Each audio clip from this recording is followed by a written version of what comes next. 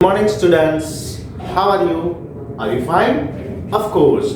I, Dhaval Sangani, once again welcome you all in Saraswati Group of Education. Student, Standard 6, Subject English. Student, Standard 6, Subject English. Chapter 7, Fair Play. નાટક છે. શું છે આ? એક નાટક છે જે કોને લખેલું છે? મુનશી પ્રેમચંદે લખેલું છે. એનો ત્રીજો ભાગ આપણે આજે ભણવાનો છે. પાર્ટ 1 અને પાર્ટ 2. એમાં આપણે શું શીખી ગયા એનું ઝડપથી રિકેપ કરી લઈએ. તો કે પાર્ટ 1 માં આપણે જોયું કે બે મિત્રો હતા. મિત્રોની ખૂબ જ એટલી બધી ગાઢ ફ્રેન્ડશિપ હતી કે ન પૂછો વાત. હવે આમાં એક આપણને એક વિચાર કરતો પ્રશ્ન પૂછ્યો છે પ્રેમચંદે કે જો તમારો મિત્ર ખોટે રસ્તે જઈ રહ્યો હોય તો તમે શું કરશો? તમે તેને સાથ આપશો કે તમે તેને સાચા રસ્તા તરફ વાળશો? તમે શું કરશો? What have you do? એવું આપણને ક્વેશ્ચન પૂછ્યો છે પ્રેમચંદે, જેના ઓથર છે. બે મિત્રો છે, ચુમન અને અલગુ ચૌધરી. ચુમન છે એ એના ઘરડા કાકી સાથે એટલે કે ઓલ્ડ આંટ સાથે રહેતો હોય છે. આ ઓલ્ડ આંટ પાસે એટલી બધી સંપત્તિ હોય છે કે એ બધી સંપત્તિ તે ચુમનના નામે ટ્રાન્સફર કરે છે. શા માટે? કારણ કે એને એવું હૈયા ધારણા હોય છે કે આ ચુમન છે એ મને આખી જિંદગી જ્યાં સુધી હું મૃત્યુ નહીં પામું ત્યાં સુધી સાચવશે, એટલે હું એના માટે આટલું તો કરી શકું ને. બધું અરેન્જમેન્ટ છે જે રીતે લેડીએ ગોઠવું હોય છે એ પ્રમાણે ચાલે છે થોડા સમય સુધી. પછી આ ઓલ્ડ આંટ છે એ ચુમનને અને એના વાઈફને ખટકવા લાગે છે. શું લાગે છે? ખટકવા લાગે છે, એટલે કે એનાથી એને તકલીફ થાય છે. આ ઓલ્ડ લેડીને થોડું જમવાનું જોતું હોય છે, છતાં આ ચુમનની પત્ની મોઢું બગાડીને તે આપે છે. ઓલ્ડ લેડી છે થોડા સમય સુધી આ બધું સહન કરે છે. કોણ? ઓલ્ડ લેડી એટલે કે વૃદ્ધ કાકી જે છે ચુમનના, એ આ થોડા સમય સુધી સહન કરે છે. પણ ધીરજની પણ કોઈ સમય મર્યાદા હોય છે.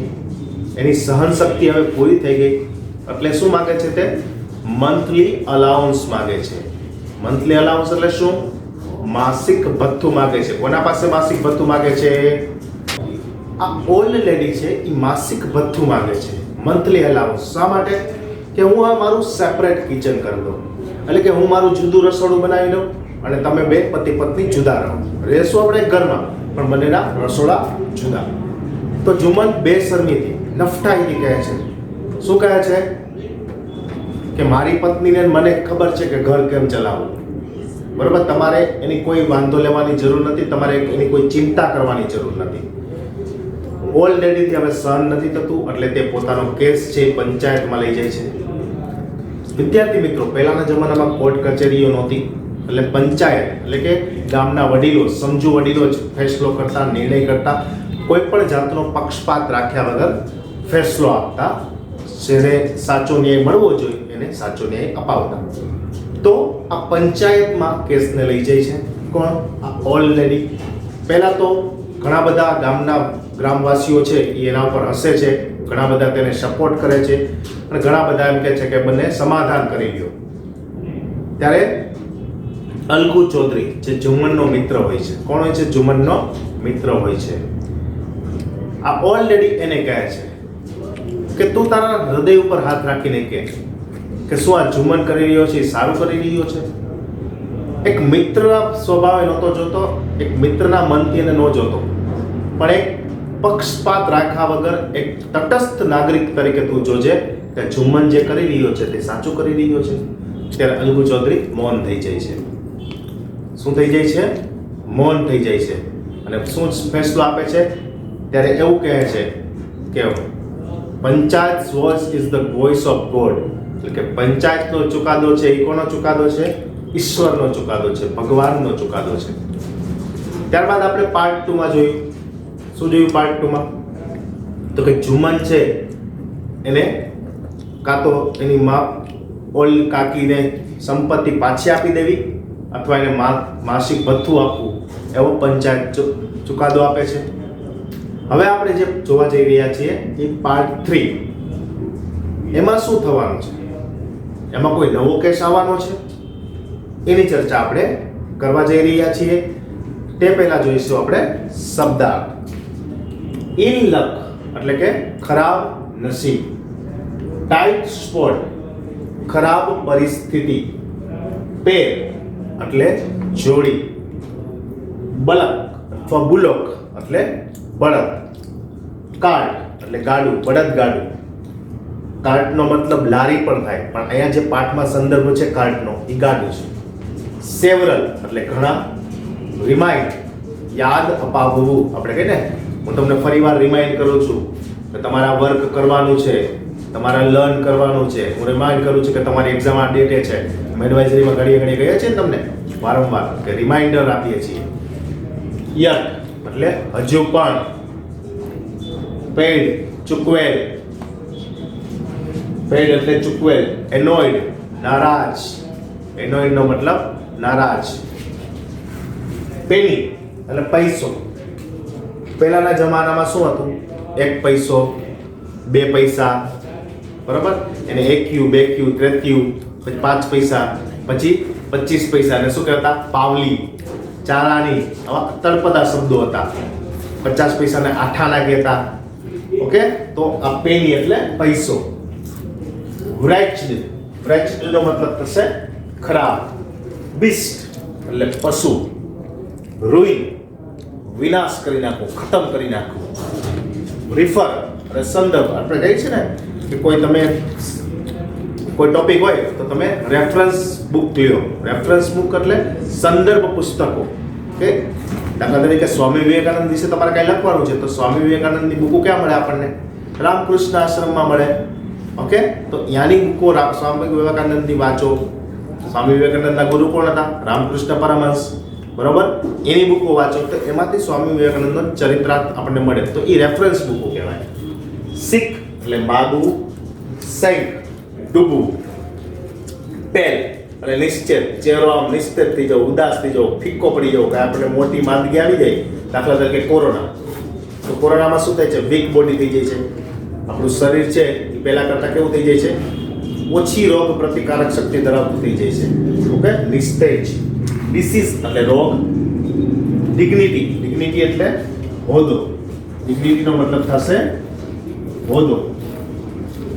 બ્લેડ દોષ. કોન્ટેન એટલે સમાવવું. એમ્બ્રેસ્ડ એટલે ભેટી પડવું, જેને બીજો એક સિનોનિમ્સ છે એનો હગ કરવું. શું કહેવાય? HUG, હગ કરવું.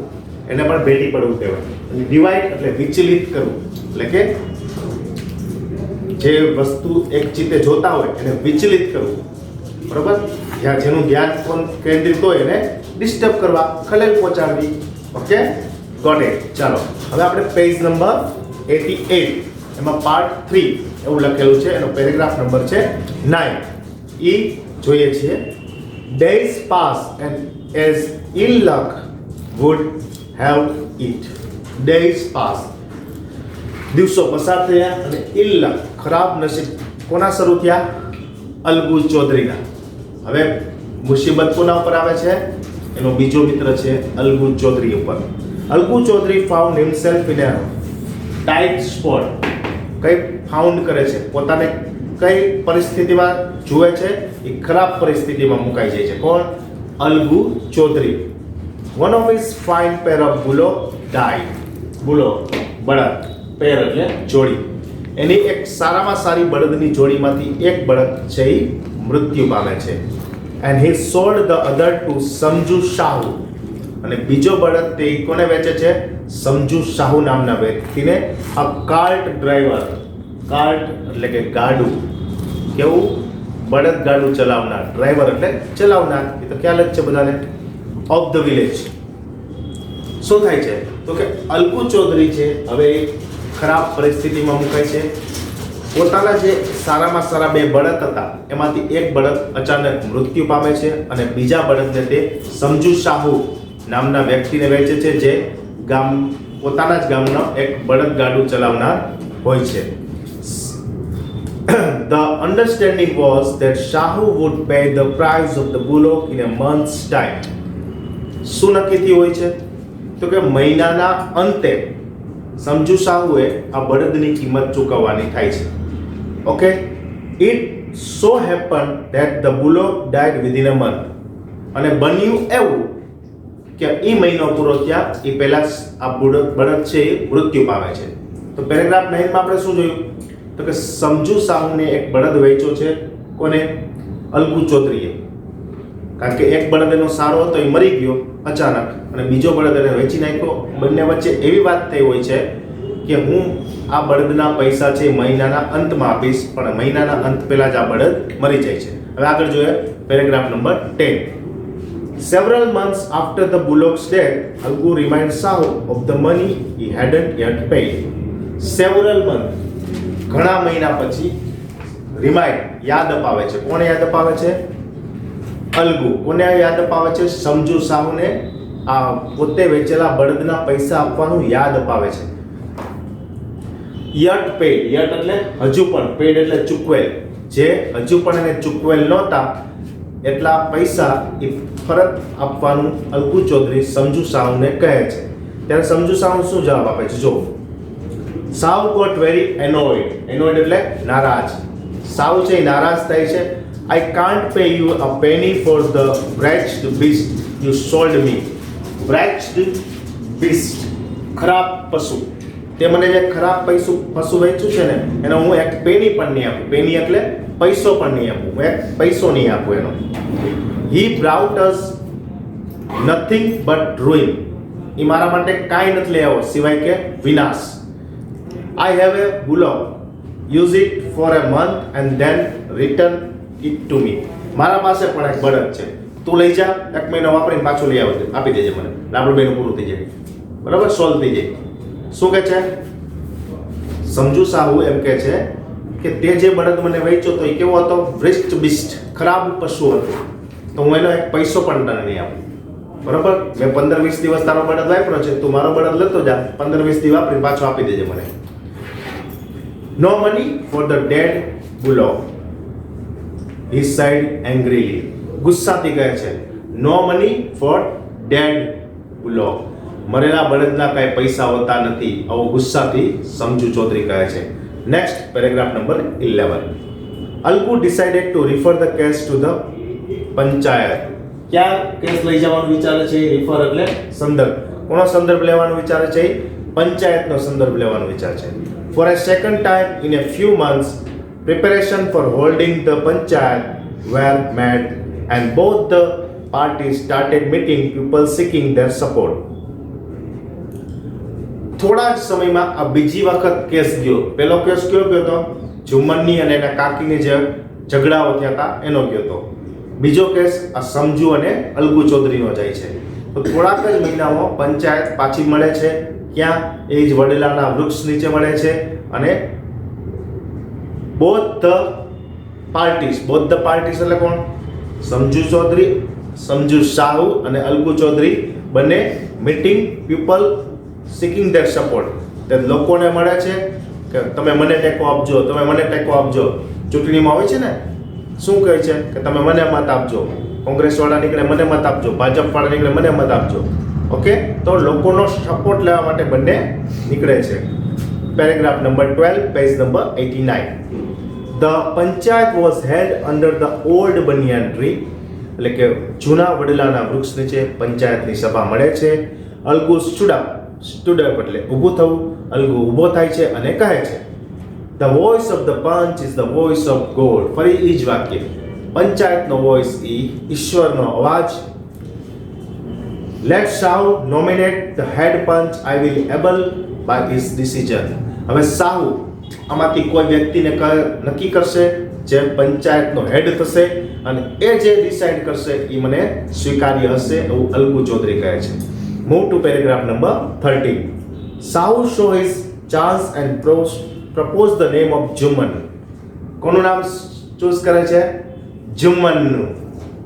હવે જો ટ્વિસ્ટ થયો અહીંયા. જુમ્મનનો કેસ હતો ત્યારે એના કાકીએ કોનું નામ પ્રપોઝ કર્યું હતું? અલગુ ચૌધરીનું. મિત્ર જતા સામસામા. હવે અલગુ ચૌધરી ઉપર કેસ થયો ત્યારે આ સમજુ સાહુએ ઝુમ્મનનું નામ કહ્યું, એટલે પાછા બે મિત્રો આમને સામને આવી ગયા. ઓકે, અલગુસ હાર્ટ સેંગ, ડૂબવા લાગ્યું, ધબકારા ઓછા થવા લાગ્યા અલગુના. એન્ડ હી ટર્ન્ડ પેલ, અને ચહેરા ઉપર શું આવી ગયું? નિસ્તેજ. એનો ચહેરો ફિક્કો પડી ગયો, નિસ્તેજ થઈ ગયો. But what food he do? પણ એ શું કરી શકે? કારણ કે અહીં પંચાયત હતી. Paragraph number 14. The moment Jumman became head punch, he realized his responsibility as judge and the dignity of his office. Dignity, હોદ્દો. કયો હોદ્દો છે અત્યારે ને? જજનો હોદ્દો છે. કોના પાસે? જુમ્મન પાસે. એ પોતાની રિસ્પોન્સિબિલિટી એટલે જવાબદારી સમજે છે. આગળ, could he seated in that high place have revenge now? શું આ ઊંચા હોદ્દા ઉપર બેસી અને શું તે મારા સાથે બદલો લેશે? રિવેન્જ એટલે બદલો લેશે. He thought, સમજુ ચૌધરી વિચારે છે. And thought, વિચારતો જ રહે છે. No, he must not allow his personal feelings to come in the way of speaking the truth and doing justice. અમારા બે વચ્ચે જે ક્વારલ ઝઘડાઓ થયા હતા એ પર્સનલ હતા. તો અહીંયા શું છે? આ તો કે અહીં તો એક ન્યાય કરવાનો છે, તો આ સત્ય સાથે પોતાની પર્સનલ ફિલિંગ્સને લાવી નહીં એવું અલગુ ચૌધરી મનમાં વિચારે છે. ના, જુમ્મન એવું કરશે નહીં. Page number 90, paragraph number 15. Both Algu and Sahu stated their cases.